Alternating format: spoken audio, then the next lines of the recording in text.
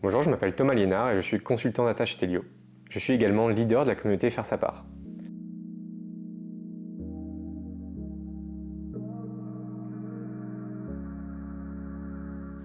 Alors la communauté Faire sa part, c'est la communauté des salariés qui traite de tous les sujets environnementaux au sein de l'entreprise.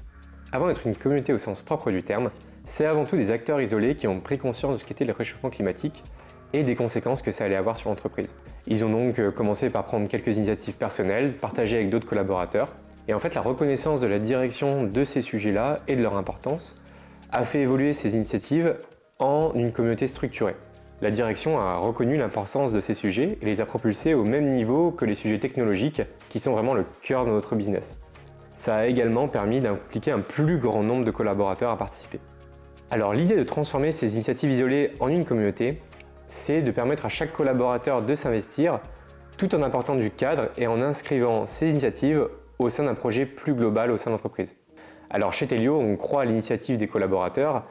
C'est pour ça qu'on a commencé par former tout le monde à ce qu'était le changement climatique grâce à l'outil Fresque du climat. La vision long terme, c'est quand même d'aligner le business de l'entreprise avec la stratégie nationale bas carbone. Et pour ça, il y a un outil primordial qu'on a commencé par déployer, c'est l'outil bilan carbone. Ça nous a permis de dégager les leviers les plus forts de transformation et d'économie de carbone.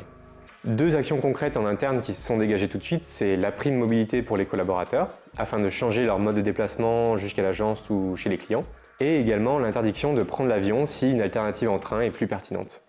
Des actions concrètes qu'on va mettre à l'externe, c'est par exemple de mettre des indicateurs RSE dans nos réponses à appels d'offres et dans nos propositions commerciales. Le plus dur dans tout ça, c'est d'essayer de trouver un juste milieu entre communiquer sur les actions qu'on entreprend sans tomber totalement dans le greenwashing. C'est pour ça que je suis là en tant que leader de communauté pour faire en sorte de trouver le juste milieu et le bon équilibre.